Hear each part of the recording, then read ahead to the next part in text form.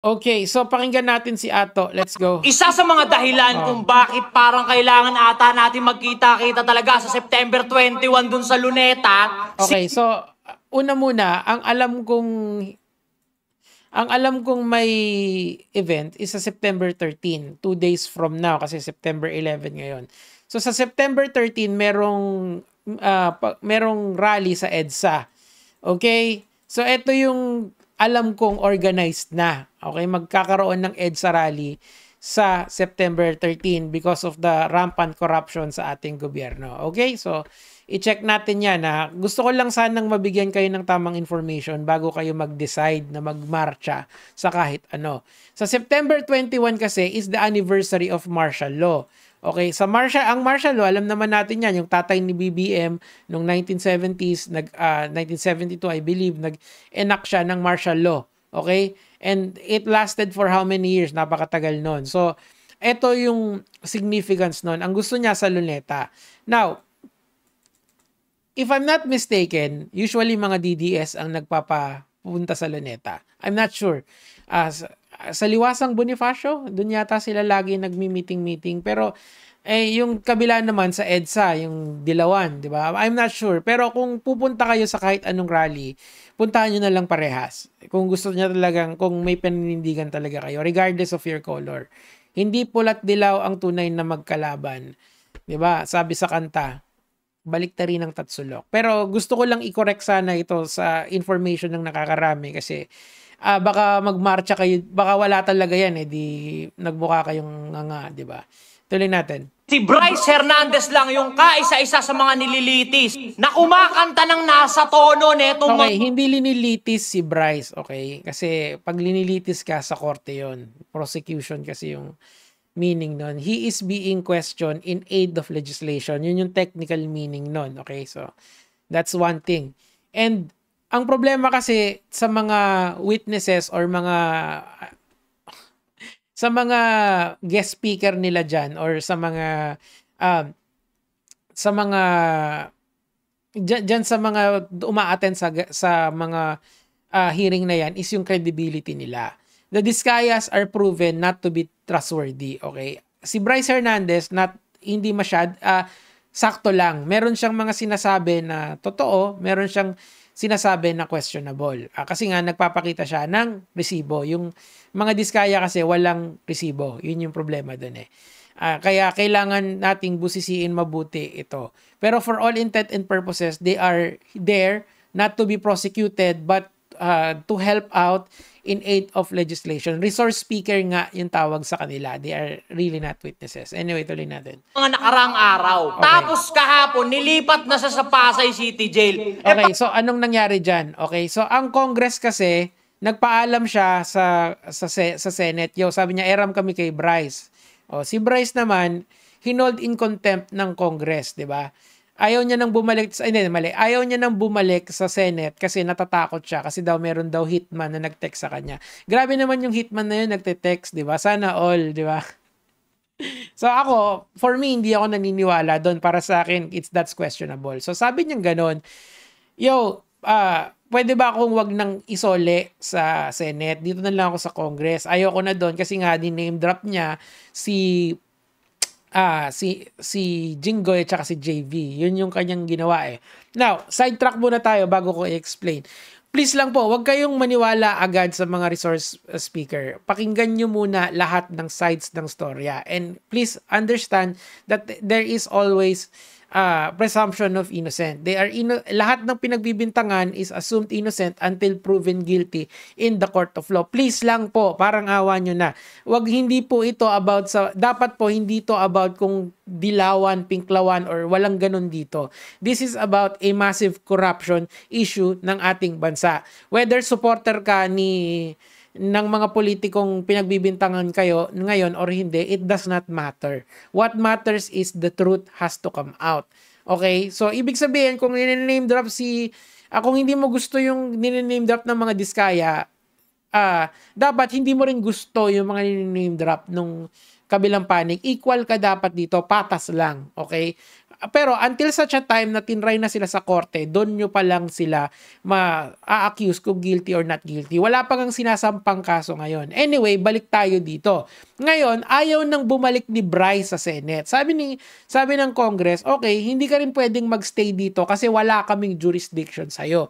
What we can do is endorse you sa PNP custodial, okay? Hindi siya kinulong per se. Pinalipat lang siya sa PNP para doon siya bantayan. Gets? Hindi siya kinulong doon for all intent and purposes. Kasi Senate ang magde-decide kung kukulong ba siya or hindi. Okay? At the moment kasi naka-contempt siya. Okay, so tuloy natin. Dahan-dahanin natin, okay? Paano kung toothbrushin siya doon? Kinulong na siya kahit hindi pa siya kriminal kasi nagsinungaling daw siya? Okay. Ito kasi yung tao na napanood lang yung clips, hindi niya pinanood yung buong konteksto nito. Kasi itong mga bagay na to, it's very technically legal. Okay, medyo technical na legalidad siya.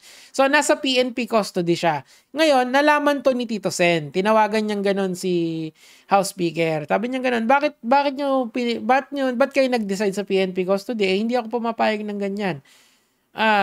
Balik nyo sa amin yung tao na yan. Sabi hindi, kasi sabi nito, aanuhin daw siya, bebeng-bengin daw siya, may mga hitman daw na nagtatangka sa buhay niya. Sabing ganun ng House. Kaya kailangan natin protektahan to, di ba? Of course, blah, blah, blah. First, yung constitutional rights niya na we have to protect life, liberty, and property. Okay, so ang ginawa ngayon nila Marcoleta, ng minority bloc, and kay Tito Sen, nagkaroon sila ng compromise agreement. Okay? Ayaw mong bumalik sa Senate? Okay, fine. Huwag kang bumalik sa Senate, Bryce. Dito ka sa Pasay City Jail. Okay? Doon siya linagay sa Pasay City. Gets nyo yung idea dito? Natatakot ka dito? O sige, doon ka sa kasama ng mga pulis. Hindi lang yon, hindi lang pulis ang kasama niya. Kasama niya doon yung OSAA na tinatawag. Yung OSAA, this is the Office of the Senate, the Office of the Sergeant of Arms ng Senate, di ba? So, bukod sa mga pulis, kasama niya pa yung pulis ng Senate. So, talagang sobrang safe na safe siya doon. And hindi lang yon, nagbigay ng special instruction si Senate President natin na si Tito Soto na ang pwede lang bumisita dyan, sabi niya ganon, ay number 1, mga abogado niya. Right to counsel, hindi na yon. And number 2 is of course humanitarian reason, mga kapamilya niya. Okay? So, may kakausap bang preso sa kanya yun? Hindi. Kasi malamang sa malamang nakabantayan ng 24 oras. Ibig sabihin, safe na safe siya doon. Ngayon, sinasabi ko sa inyo, panoorin nyo yung expose ni Ping Lacson sa BGC Boys. Okay? Yang si Hernandez kasi, yung Bryce Hernandez na yan, is kasama yan ng Bulacan Group of Contractors. Kasama siya dyan. Okay? And isa siya sa mga nagsusugal sa casino, miski government employees pa siya. Matagal na siya sa DPWH. And ang masakit dito, 2015 pa siya. Sabi ni Ping Lacson na panoorin niyo yung privilege speech niya. Yung sa copy, yung press ko niya, yung sa kapihan, bandang 25 minutes yata yun. Sasabihin niya ganun, 25-15 pang pumapasok-pasok yan sa casino. It is understandable, it is highly credible yung mga sinasabi niya kasi nagpapakita siya ng screenshot, pero it is not telling the whole truth and nothing but the truth. That is why hindi pa siya ganun, para sa akin hindi pa siya ganun katiwa-tiwala, hindi pa siya ganun ka-credible. Okay? So, wag niyo muna siyang kampihan. Ang sinasabi ko sa inyo, pakinggan yung maigi yung mga nangyayari dito. At mag-zoom out kayo. Tingnan niyo yung malaking picture of corruption dito. Ito is isa lang. Isa lang tong ghost project na to. Isa lang tong mga contractors na to. Isang DPWH to. Marami pang DPWHs. At marami pang contractor na malamang sa malamang ganyan yung ginagawa din. Okay, may mga kasabwat. What I'm saying here is yung corruption dito is systematic, it's syndicated, literal na may sindikato sa likod dito mga to. Yun yung wag niyong ma-miss out dito mga lods. Tuloy natin. Sino nagsabi? Asan yung clip ni Haring Solomon na nagsabing, Bryce, nagsinungaling ka? Wala na, sinusubukan na nilang patay.